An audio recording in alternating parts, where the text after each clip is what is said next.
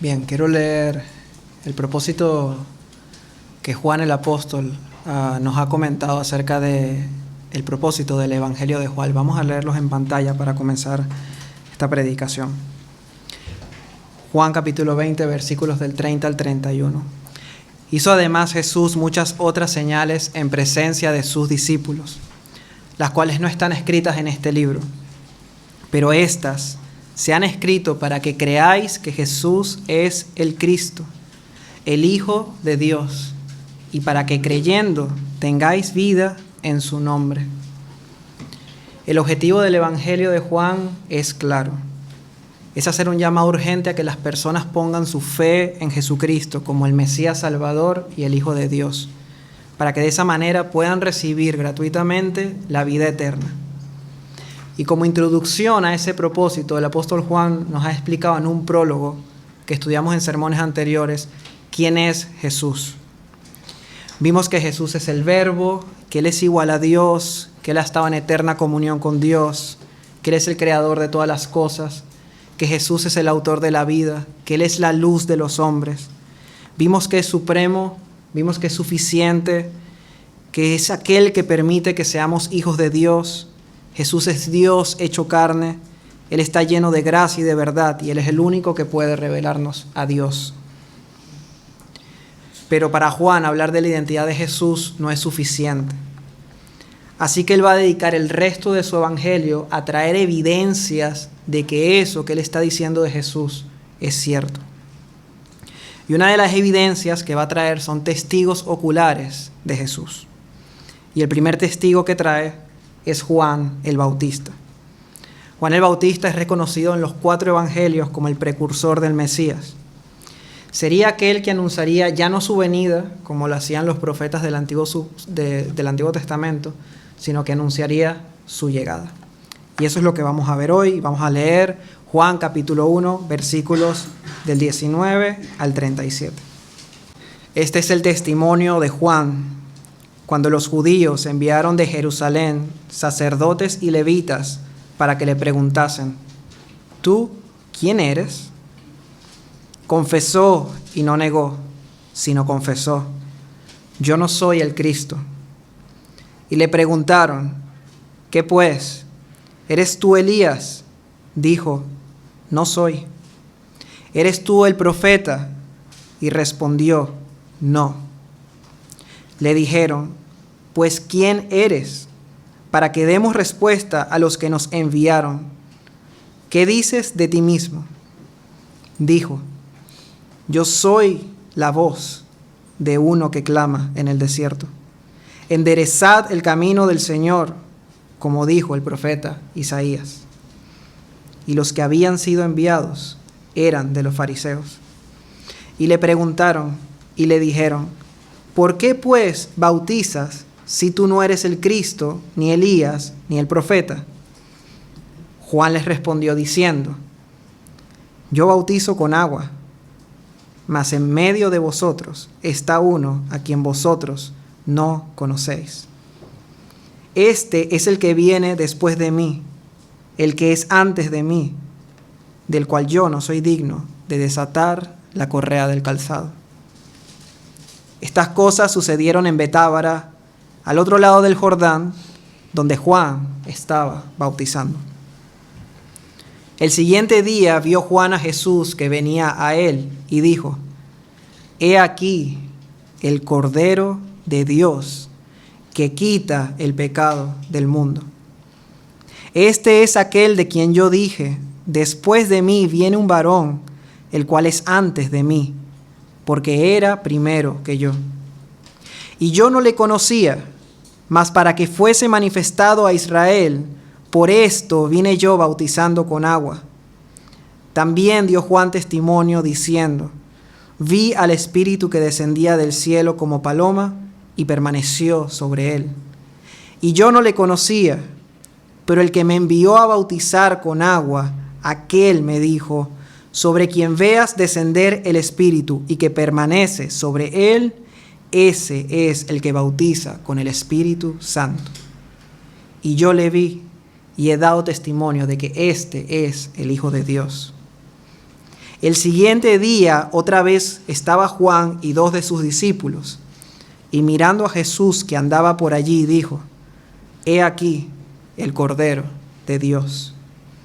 Le oyeron hablar los 2 discípulos y siguieron a Jesús. Hoy vamos a ver una voz en el desierto, el ministerio de Juan el Bautista, pero también el nuestro.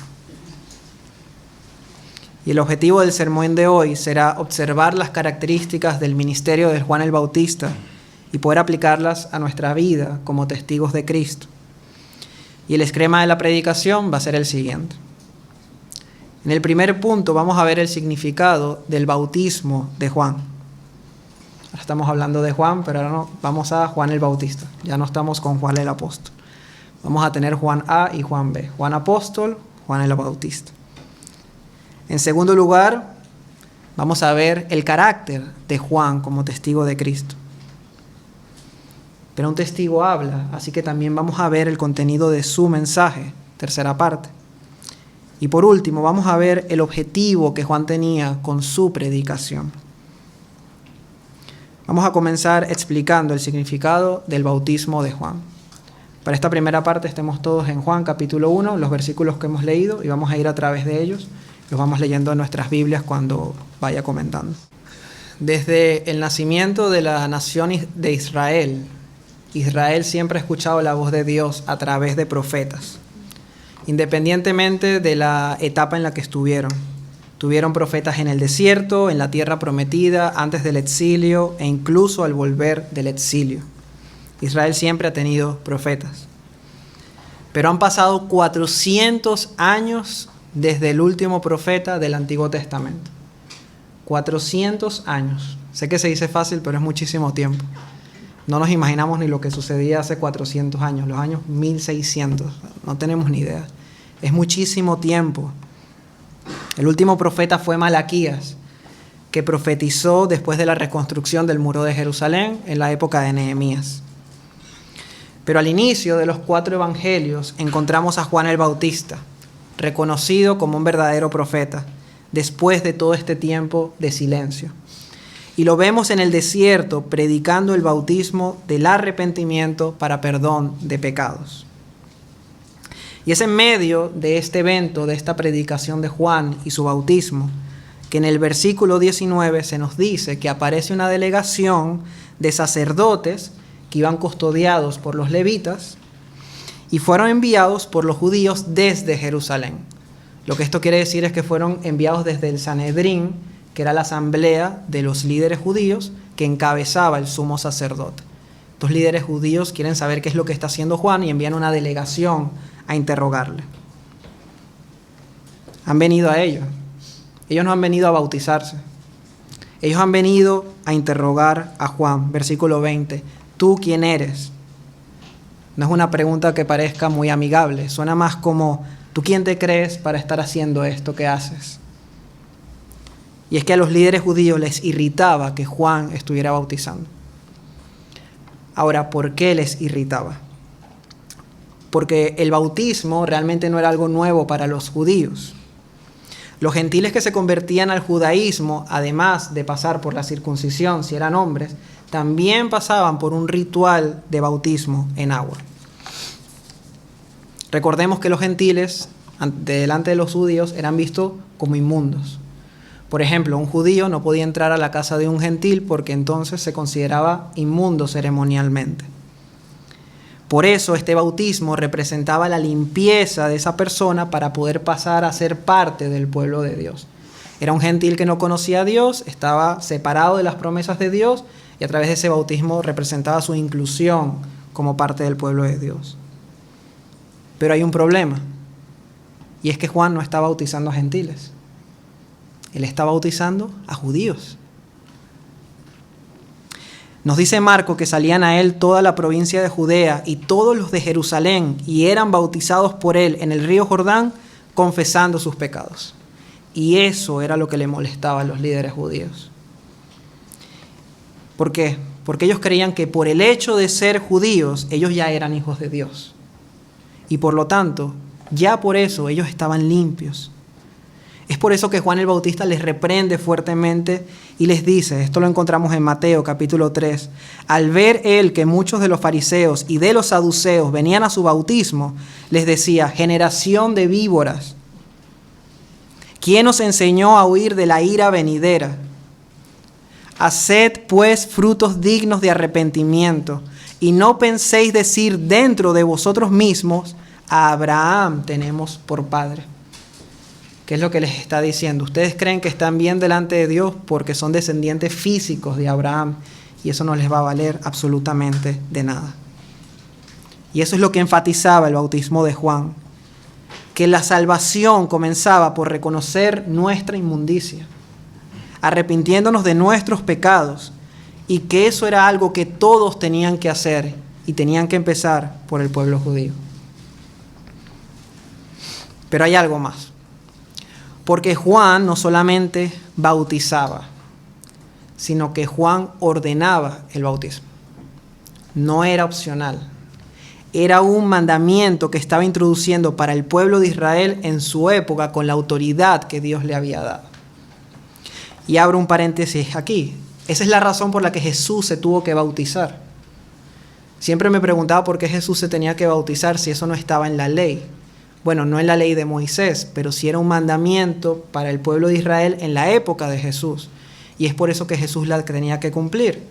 Cuando Jesús va a bautizarse, Juan le dice, yo necesito ser bautizado por ti.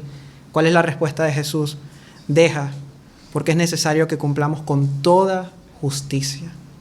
Él tenía que cumplir ese mandamiento que Dios había introducido para el pueblo de Israel. Hay otro detalle importante que lo podemos ver en el versículo 24. Juan nos aclara que los que habían sido enviados eran de los fariseos.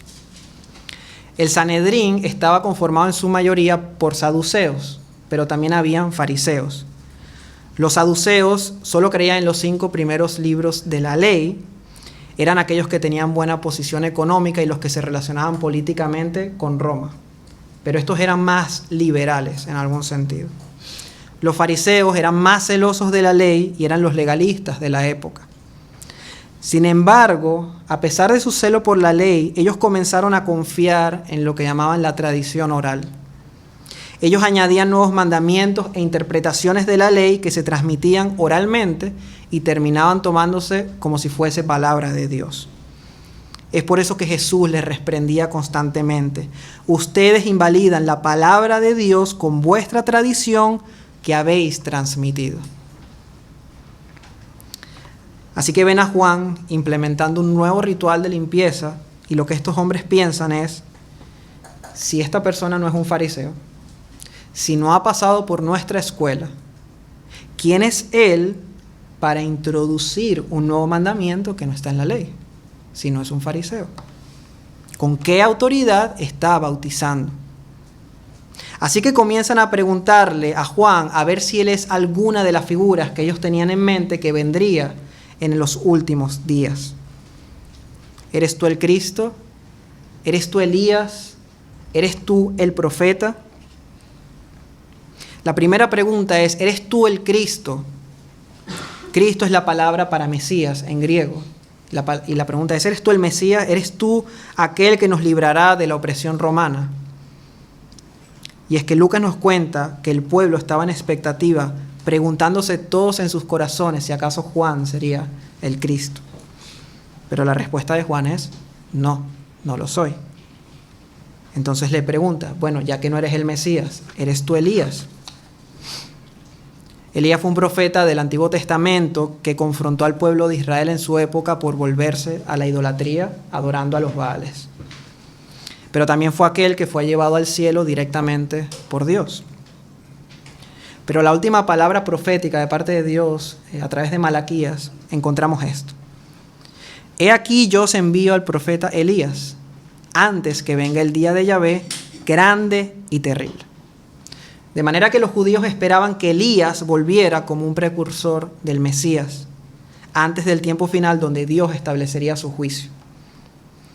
¿Eres tú Elías? Y la respuesta de Juan otra vez es no. Más adelante veremos si realmente lo era o no. Pero en un sentido Juan responde con la verdad. Él no es Elías, él es Juan. Él no es una reencarnación de Elías ni nada por el estilo. Así que vuelven a responder los judíos, bueno, si no eres el Mesías, si no eres su precursor, eres tú el profeta. Fíjense que no pregunta si él es un profeta, sino el profeta. Y es que Dios había prometido un profeta como Moisés en Deuteronomio capítulo 18. Profeta de en medio de ti, de tus hermanos, como yo, dice Moisés, te levantaré Yahvé tu Dios, y a él oiréis.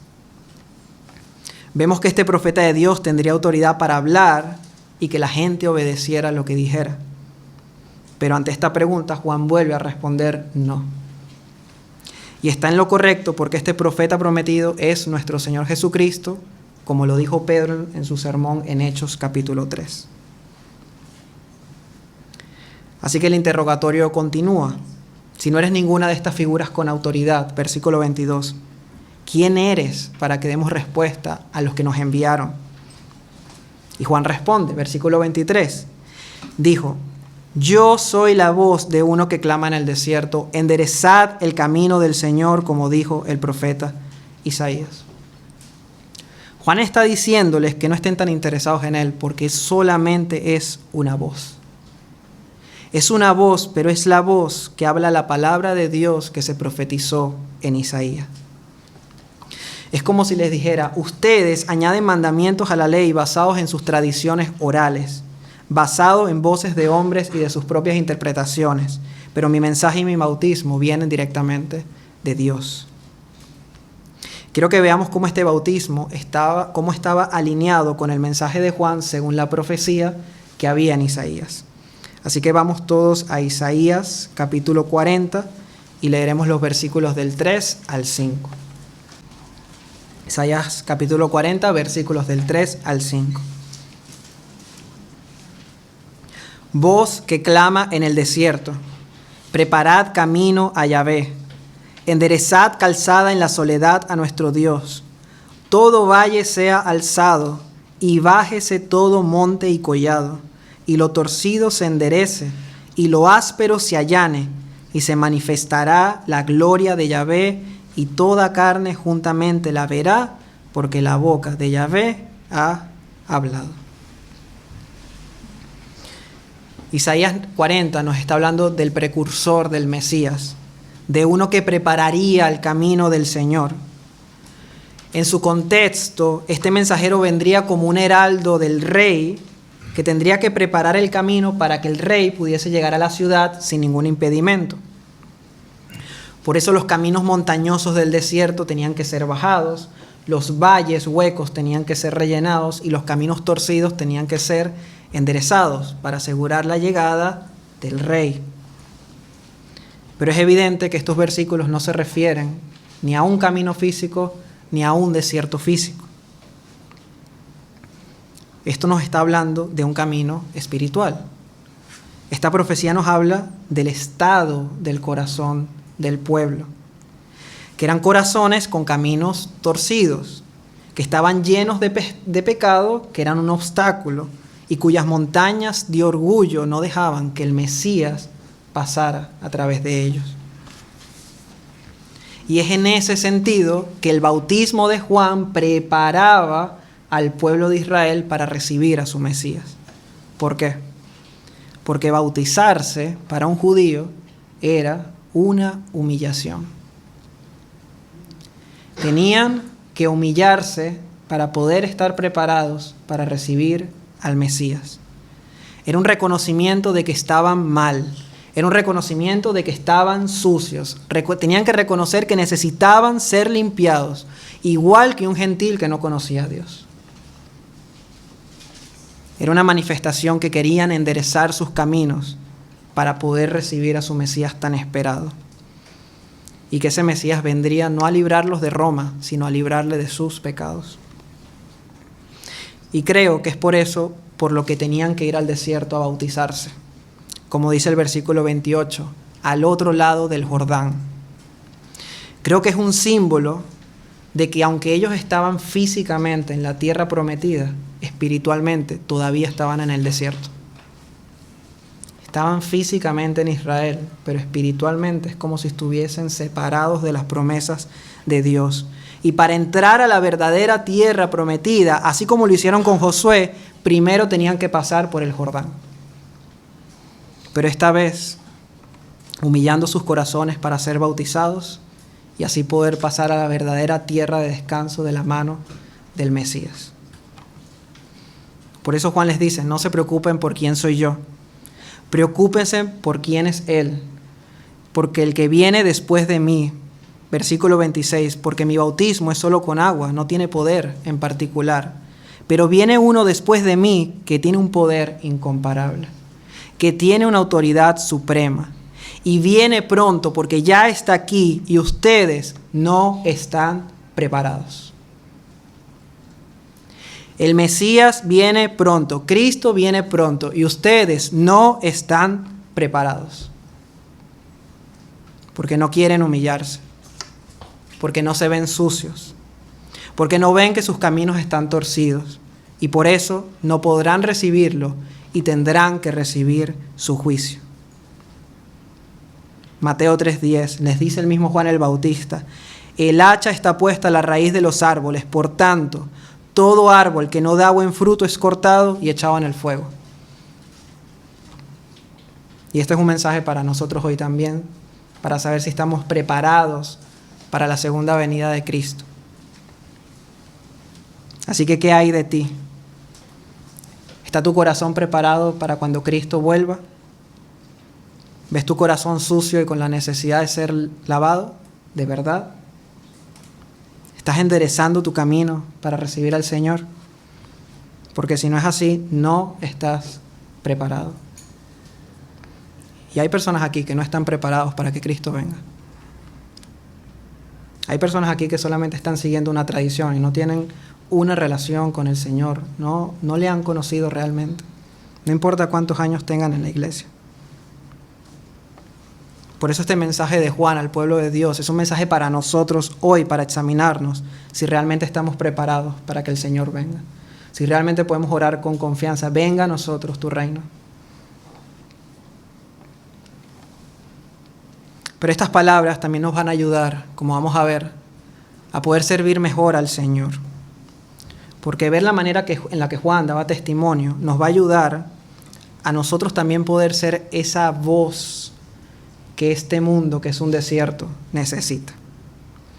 Así que lo que vamos a ver a continuación son 3 cosas acerca de Juan como testigo de Cristo. Primero vamos a ver su carácter. Segundo vamos a ver el contenido de su mensaje. Y por último vamos a ver el objetivo que tenía. Segunda parte, el carácter de Juan el Bautista. En esta segunda parte quiero que veamos 4 características, 4 cualidades del carácter de Juan que nos van a ayudar como testigos. En primer lugar, Juan el Bautista era una fuente confiable. Fíjense cómo inicia el versículo 19. Este es el testimonio de Juan. Juan el apóstol sabe que él no tiene ni siquiera que introducirlo. Nadie le va a preguntar, ¿y qué es Juan? ¿Y yo por qué tengo que creerle a Juan? Juan el Bautista era reconocido casi unánimemente como un profeta en el pueblo de Israel, incluso en aquellos que no creían en Cristo.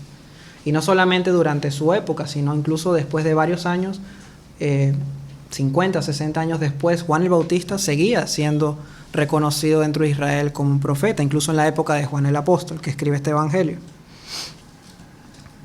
Pero además de un profeta, Juan el Bautista era reconocido también por su vida piadosa. Nos cuenta Marcos que Herodes temía a Juan, sabiendo que era varón justo y santo. Porque las palabras de Juan venían en armonía con su carácter, y eso traía confianza en él como mensajero. Nosotros no somos un profeta como Juan, pero sí podemos ser una fuente confiable de información a aquellos que están a nuestro alrededor. Si queremos ser realmente una voz de Dios en este desierto, debemos comenzar por ordenar nuestros caminos para que nuestra vida esté en armonía con el mensaje que predicamos. Es importante que evidenciemos que nuestra fe no es hipócrita. Es importante que manifestemos que nuestra fe es racional. Es importante que se vea que nuestra fe es real, y eso solo se puede mostrar por la manera en la que vivimos, de una manera justa, sirviendo a los demás y mostrando que tenemos un Dios digno de confianza aún en medio de las dificultades.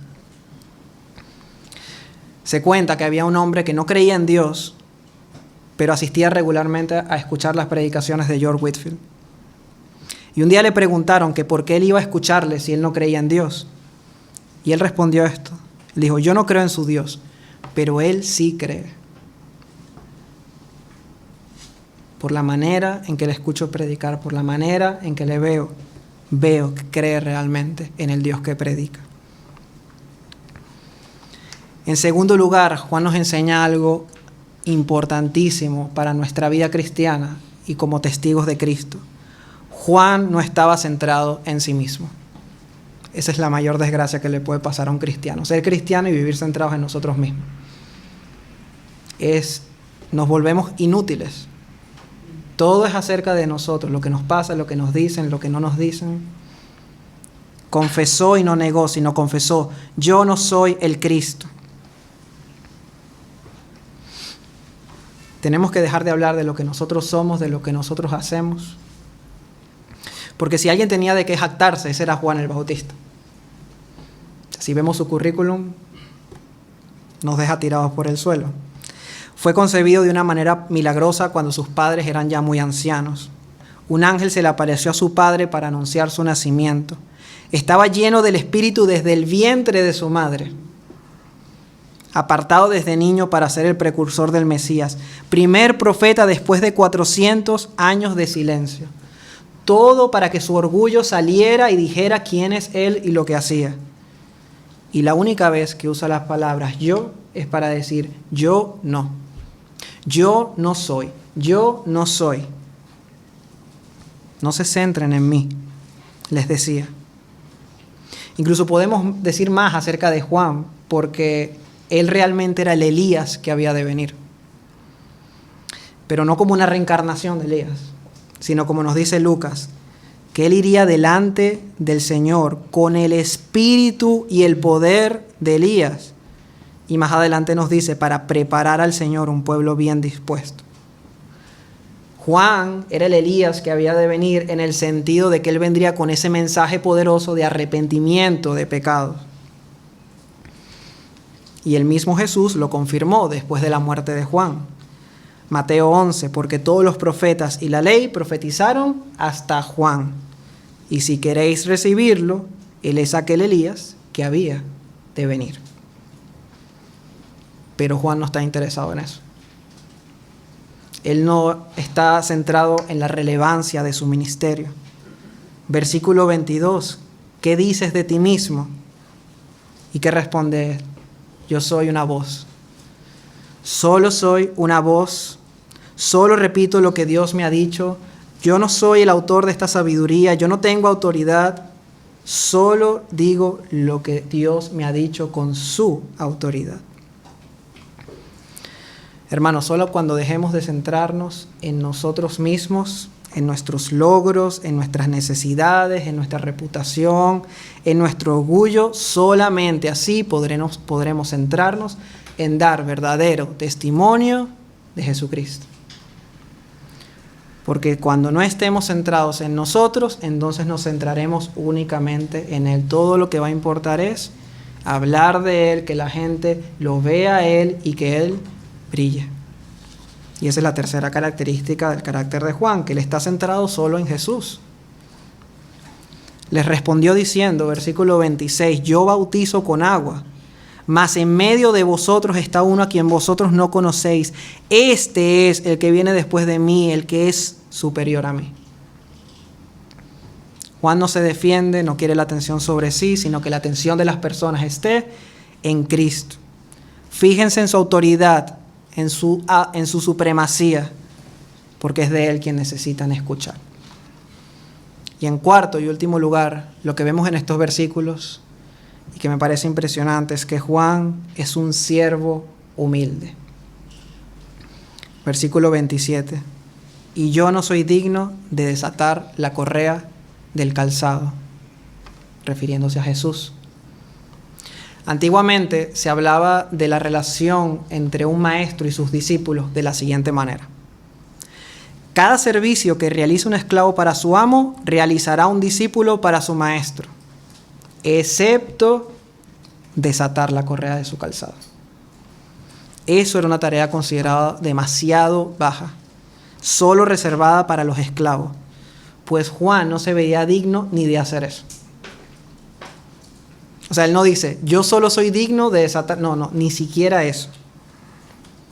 Y yo no estoy seguro si nosotros realmente nos vemos así de indignos de servir al Señor. Creo que no nos damos cuenta de lo superior que es Jesús a nosotros. Que Él no es un poquito más grande que nosotros. O sea, Jesús es santo, 3 veces santo, y nosotros no somos dignos de servirle. Pero cuando lleguemos ahí, estaremos en el lugar más seguro para servir al Señor, porque así le podremos dar toda la gloria a Él. Pero ¿saben qué es lo más interesante? Que aunque Juan se ve miserable, aunque Juan se ve indigno de servirle, él tomó la decisión de servirle con todo lo que tenía. O sea, él no dijo, yo soy indigno de servirle, así que no le sirvo. Y hay cristianos que yo creo que responden así. La verdadera humildad no es solo en palabras. Hay personas que se pueden llenar la boca, sí, yo soy miserable, no merezco nada del Señor, Señor, ten misericordia de mí, soy una basura o lo que sea, y empezamos a hablar con todo ese lenguaje y luego no movemos ni un dedo para servir al Señor. ¿De verdad se ven indignos o es pura hipocresía? Pero Juan nos muestra que cuando realmente nos vemos indignos, esa humildad nos llevará a servir al Señor con pasión y con todas nuestras fuerzas. Juan es un ejemplo de lo que Jesús enseñó de cómo debe ser el servicio. Así también vosotros, cuando hayáis hecho todo lo que os ha sido ordenado, decid, siervos inútiles somos, pues lo que debíamos hacer, hicimos. Humildad y obediencia. Hasta aquí vemos el carácter que debe tener un testigo de Cristo. Pero un testigo, como ya hemos dicho, tiene que hablar. Así que vamos a ver también el contenido del mensaje de Juan al hablar de Jesús. Tercera parte. En los versículos del 29 al 34, quiero que veamos al menos 4 puntos claves del mensaje que Juan da cuando vio a Jesús acercarse a él. Vamos a empezar en el versículo 29 y lo tenemos en pantalla. El siguiente día, ya hemos pasado del interrogatorio de los fariseos, estamos en el día siguiente. El siguiente día vio Juan a Jesús que venía a él y dijo, he aquí el Cordero de Dios que quita el pecado del mundo. Esa es la primera característica que vemos su mensaje. Él apunta a Jesús como el Cordero de Dios. Y es interesante porque hay tantos títulos que la Biblia le da a Jesús. Podríamos estar aquí 1 hora hablando de todos los títulos que la Biblia le atribuye. Ellos incluso esperaban un rey, un Mesías, un libertador. Pero Juan elige una designación para hablar de Jesús como primera opción. He aquí el Cordero de Dios que quita el pecado del mundo. Y lo hace porque fue para eso que Jesús vino, para perdonar y morir por nuestros pecados. Él no vino a darnos poder, riqueza ni comodidad en este mundo, sino para ofrecerse como un sacrificio vivo por nosotros. A lo mejor hoy estás aquí sin Cristo, pero es importante que sepas eso. ¿Sabías que tu mayor necesidad es que tus pecados sean perdonados? ¿Y sabías que eso es precisamente lo que Cristo vino a hacer? Que tu mayor necesidad no es conseguir trabajo, ni recuperar tu salud, ni mejorar tu matrimonio. Tu mayor necesidad es que Jesús perdone tus pecados y te reconcilie con Dios. Y es por eso que para hacerlo primero tenía que venir como un cordero humilde para ser ofrecido, no como un rey victorioso. Eso lo hará, pero lo hará en su segunda venida. Primero tenía que morir por nuestros pecados. Y esto que Juan dice, que Jesús es el Cordero de Dios, creo que es una revelación divina que recibió en ese momento. Porque es muy posible que ni él mismo entendiera todo lo que eso significaba. Los judíos solo tenían una venida del Mesías en mente. O sea, ellos no lo ven como nosotros ahora, que sabemos que hay una primera venida y una segunda venida. Simplemente el Mesías vendría y les libraría de la opresión. Pero Jesús reveló ese misterio de que antes de su venida en victoria tenía que venir como un cordero para ser sacrificado. Un cordero que se anunciaba a través de todo el Antiguo Testamento, y lo podemos ver, por ejemplo, en la profecía de Isaías 53. Todos nosotros nos descarriamos como ovejas, cada cual se apartó por su camino, mas Yahvé cargó en él el pecado de todos nosotros. ¿Sabes por qué Jesús puede quitar el pecado? Porque lo quitó de nosotros y lo cargó él. Nos los quitó, pero para quitarlos tenía que cargarlo él. Angustiado él y afligido, no abrió su boca, como cordero fue llevado al matadero. Así que si hoy estás aquí y has visto cómo el pecado ha destrozado tu vida, si hoy estás buscando que tus pecados te sean perdonados, te repito el versículo 29. He aquí el Cordero de Dios que quita el pecado del mundo. Él quita el pecado del mundo, no en el sentido que se lo quita a todo el mundo, pues se lo quita solo a aquellos que se arrepienten y confían únicamente en Él, pero que puede quitárselo a cualquier tipo de persona. Y eso incluye a cualquier tipo de pecador, independientemente del pecado que hayas cometido. Jesús puede quitar todo tipo de pecado. De hecho, Él no nos quita pecados individuales. Él quita la culpa del pecado por nuestra condición de pecadores y la remueve completamente para hacernos limpios delante de Dios. Y lo quita porque Él los llevó al morir en la cruz. Y ese mensaje nunca debe faltar cuando hablemos de Jesús. Es lo principal, que Jesús vino para morir por nuestros pecados. Segunda característica del mensaje, versículo 30. Este es aquel de quien yo dije, después de mí viene un varón, el cual es antes de mí, porque era primera que yo. Así que lo que Juan anuncia es que Jesús es más que un simple hombre. Jesús lo presenta como un varón que vendría, pero es un varón, un hombre diferente a nosotros. Pues es un hombre superior, nos dice, porque era primero que yo, porque existía primero, porque es preexistente. Tiene una naturaleza eterna y por lo tanto tiene una autoridad divina.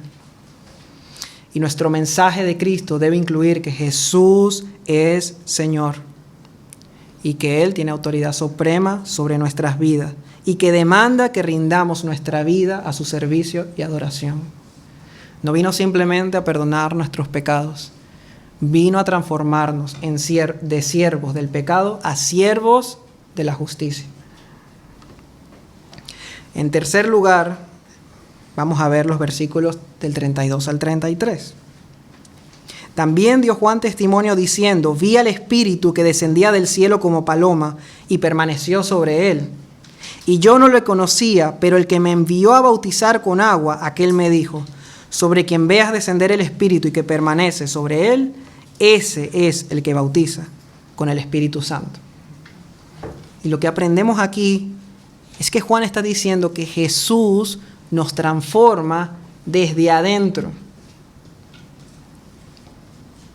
Juan se refiere al bautismo de Jesús, un evento donde él fue identificado oficial y públicamente como el Mesías.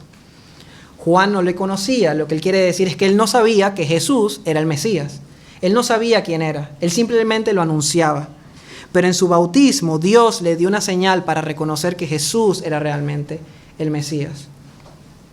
Esa señal fue la manifestación del Espíritu Santo descendiendo sobre él. No sabemos si exactamente era una paloma que bajó o simplemente una luz que permaneció sobre Jesús que descendía como desciende una paloma desde el cielo. De esa manera Juan identifica al Mesías gracias a esta señal dada por Dios. Y ya no es alguien incógnito, ahora es un individuo en particular. Este es el Mesías. Y la alusión al Espíritu probablemente cumple la profecía de Isaías 42. He aquí mi siervo, yo le sostendré, mi escogido, en quien mi alma tiene contentamiento. He puesto sobre él mi espíritu, y él traerá justicia a las naciones. Pero lo más importante de todo esto es que aquel sobre quien descendió el Espíritu es quien nos bautiza con el Espíritu Santo. Juan entendía perfectamente que nuestra mayor necesidad no es cumplir con un ritual que no sirve absolutamente de nada, o que no tiene ningún valor si no hay un cambio de corazón, que nuestra mayor necesidad es ser transformados desde adentro. Ser bautizados en el Espíritu es ser limpiados de una manera que no se puede ver visiblemente. ¿Cómo es el Espíritu? El Espíritu es invisible, no se ve. Él nos bautiza con su Espíritu, desde adentro, de una manera que no se ve a primera vista. Ser bautizados con el Espíritu es nacer de nuevo. Es recibir un nuevo corazón, como se profetizó en Ezequiel. Que Dios esparciría sobre nosotros agua limpia, que seríamos limpiados de todas nuestras inmundicias, que nos daría un corazón nuevo y pondría un espíritu nuevo dentro de nosotros. No es manifestaciones extrañas, hablar en lenguas, ser bautizados con el Espíritu, ser transformados con un nuevo corazón que ama a Dios y odia al pecado, y que solamente ve en Cristo, el único Salvador. Y el bautismo de Juan lo que hacía era representar externamente lo que Cristo haría en el futuro. Lo que Cristo haría internamente en el corazón de los hombres. Pero ese bautismo no tenía ningún poder. De la misma manera, el bautismo que aplica la iglesia representa externamente lo que Cristo ya hizo ahora en el pasado, en el corazón de la persona. Y tampoco tiene poder para transformar el carácter. Hay religiones, ¿verdad?, que todo es acerca del rito, da igual cómo esté el corazón. Mira, lo importante es que te bautiza el niño. Mira, haz la primera comunión porque todos los amiguitos la hacen, ya da igual si amas a Jesús, si no. Mira, lo importante es que te cases por la iglesia, da igual si le quieres dar la gloria a Dios con tu familia. Tú cásate por la iglesia y ya tienes la bendición de Dios. No sirve absolutamente de nada. De hecho, es peor, en el sentido de que es abominable ante Dios pensar que porque cumplimos un rito, tenemos el favor del Señor. Y ese era el mensaje de Juan. Nuestra necesidad de ser limpiados por dentro.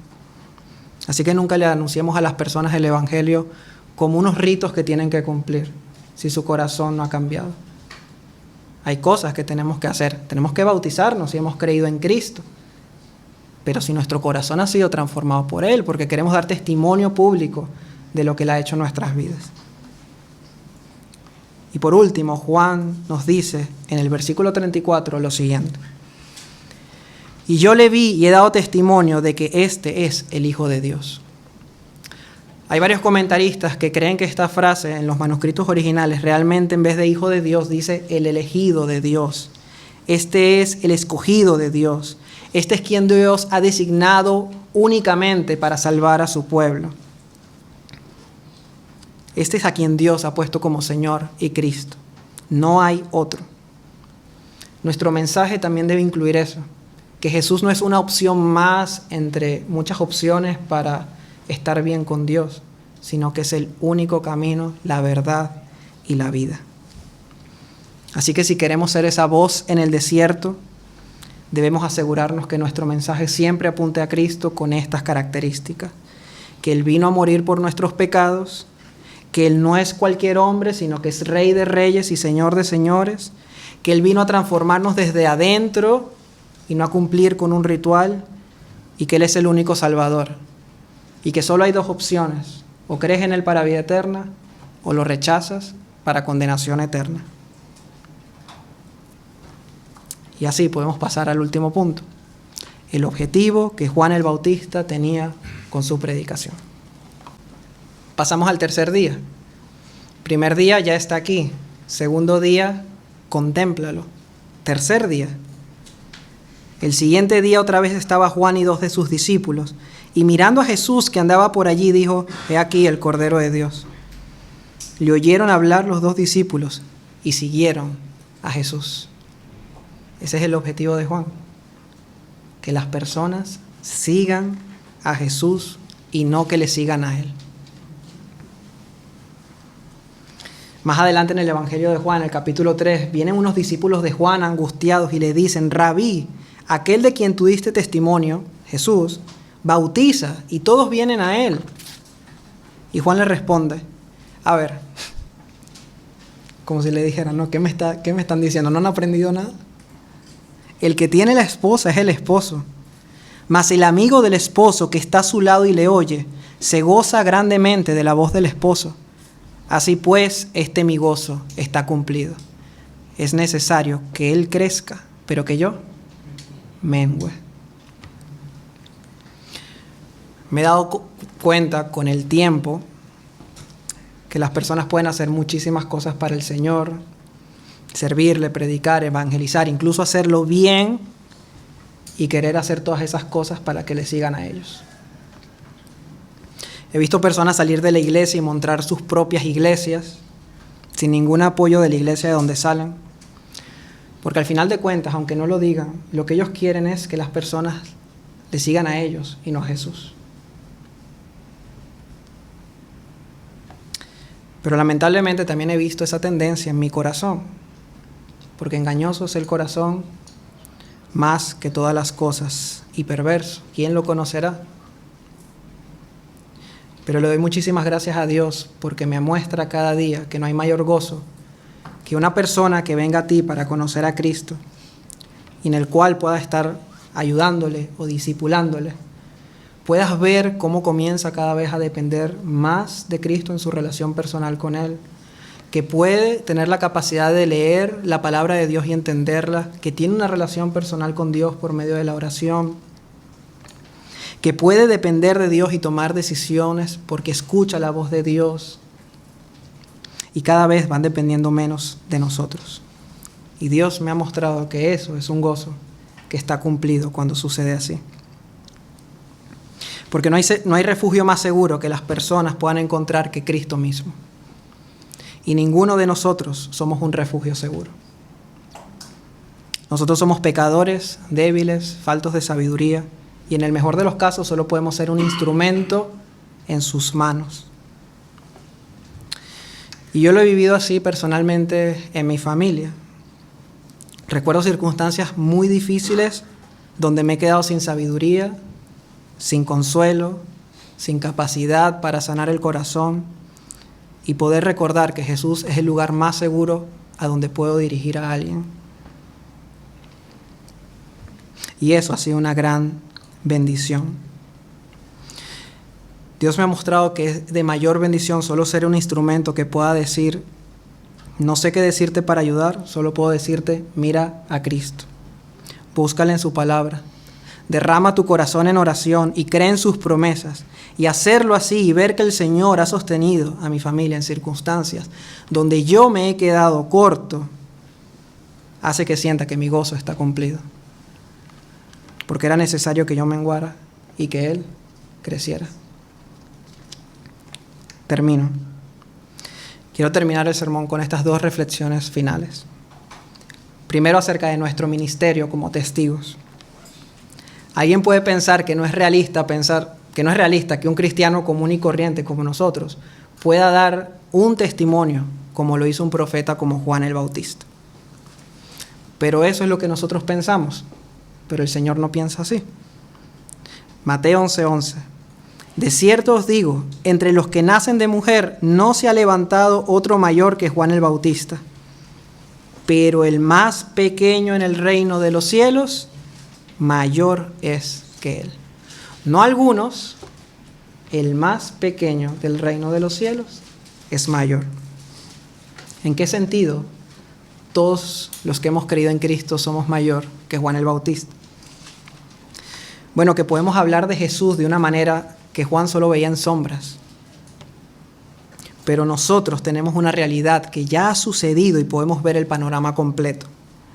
Nosotros podemos decir con certeza que en Cristo Dios se hizo carne, que vivió una vida perfecta, que murió como un cordero sacrificado en la cruz, que resucitó al tercer día, que ascendió a los cielos y que está sentado a la derecha del Padre y reina sobre todas las cosas. Nosotros sabemos que Él vendrá en su segunda venida a establecer su reino. Todos los que han confiado en Él reinarán junto a Él, y aquellos que le desprecian serán enviados al infierno por la eternidad. Y todo cristiano conoce esas verdades que solo los profetas veían en sombra, incluso Juan el Bautista. Podemos ser la voz en el desierto que este mundo necesita para que muchos puedan llegar a los pies de nuestro Señor Jesucristo. Para ello es importante recordar el carácter que debemos tener, el mensaje que debemos dar y el objetivo de dirigir a las personas a Jesús y no a nosotros. Y la última reflexión está relacionada con los frutos de nuestro testimonio.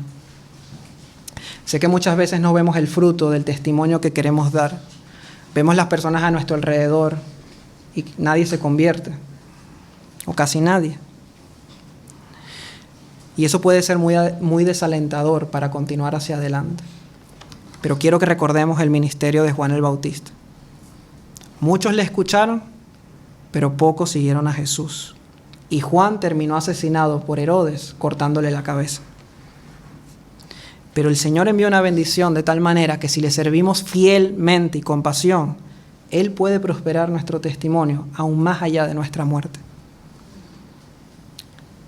Poco tiempo antes de tener que ir a la cruz, y ya con Juan muerto, se nos dice lo siguiente de Jesús. Y se fue Jesús de nuevo al otro lado del Jordán, al lugar donde primero había estado bautizando Juan, y se quedó allí. Y muchos venían a él y decían: Juan, a la verdad, ninguna señal hizo. Pero todo lo que Juan dijo de éste era verdad. Y muchos creyeron en él allí. Amén.